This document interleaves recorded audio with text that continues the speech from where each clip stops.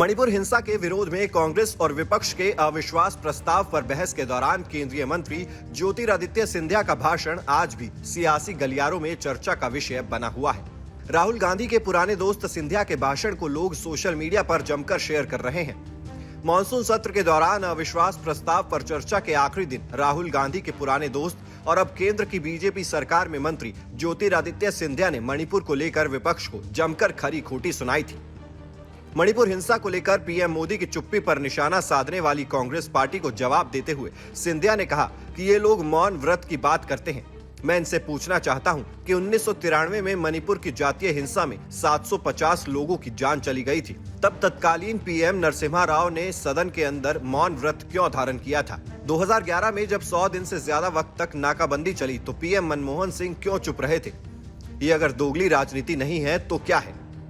मैं स्पष्ट करना चाहता हूं कि जो ये लोग मौन व्रत की बात करते हैं, मैं इनसे पूछना चाहता हूं 1993 में जब मणिपुर की जातीय हिंसा में 750 लोगों की जान गई थी, तब तत्कालीन प्रधानमंत्री नरसिम्हा राव जी ने सदन के अंदर मौन व्रत क्यों धारण किया था?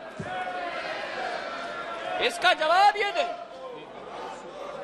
और केवल सन 1993 में नहीं, लेकिन 2011 में जब मणिपुर में 123 दिन ब्लॉकेड चला, जातीय हिंसा चली, तब उस समय में भी तत्कालीन प्रधानमंत्री मनमोहन सिंह जी ने सदन के अंदर मौन व्रत क्यों धारण किया था?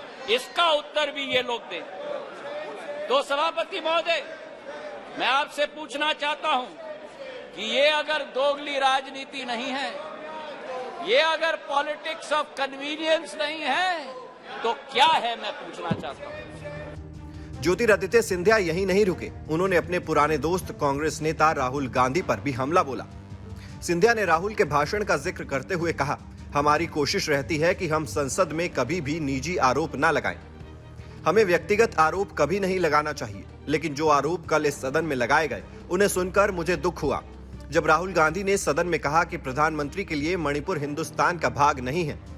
जिस प्रधानमंत्री का उत्तर पूर्वी क्षेत्र के साथ दिल का रिश्ता हो, जिस प्रधानमंत्री ने भारत के दुश्मनों को उत्तर पूर्वी राज्य से खदेड़कर बाहर भेज दिया हो, जिस पीएम के रोम रोम में भारत माता बसती हो, जिन्होंने कश्मीर को भारत का अभिन्न अंग बनाने के लिए धारा 370 रद्द की हो, उनके लिए ऐसा सुनकर आश्चर्य हुआ। भारत को अलग अलग टुकड़ों में देखने की विचारधारा आपकी यानी कांग्रेस की है, हमारी नहीं। सिंधिया ने कहा कि नॉर्थ ईस्ट की सारी समस्या कांग्रेस के तुष्टीकरण के साथ शुरू हुई है।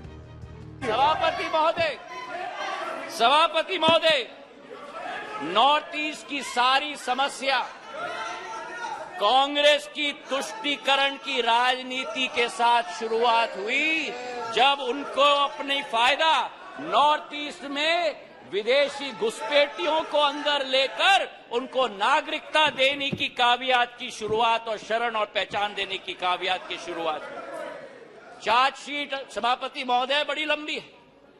1960 के दशक में जब मणिपुर में अलगाववादी समूह ने हिंसा की शुरुआत की, जब वो जन्म हुआ, तो वो कौन था जो उनके साथ बैठकर चर्चा करने के लिए तैयार था? वो कौन था जिन्होंने उनके साथ बैठकर समझौता किया? बीजेपी सांसद ज्योतिरादित्य सिंधिया ने अपने संबोधन के दौरान विपक्षी दलों के गठबंधन पर भी निशाना साधा। उन्होंने कहा कि जो लोग कभी साथ नहीं आए, वो अब सत्ता के लालच में कुनबे की तरह एक साथ आ रहे हैं। सिंधिया आगे बोले, गठबंधन का नाम यूपीए से INDIA हो गया है। ये लोग सिर्फ नाम बदलते हैं, सामान वही है। इनकी दुकान मोहब्बत की नहीं बल्कि भ्रष्टाचार की है। ये कहते हैं कि नफरत के बाजार में मोहब्बत की दुकान लाएंगे। इनकी खुद की दुकान भ्रष्टाचार, झूठ और तुष्टीकरण की है। केवल इनकी दुकान का नाम बदला है, सामान वही है। सिंधिया ने अंत में ये दावा भी किया कि विपक्ष चाहे जो भी कर ले, लेकिन 2024 में लगातार तीसरी बार बीजेपी के नेतृत्व वाली NDA गठबंधन की ही प्रचंड जीत होगी। Team news nation digital.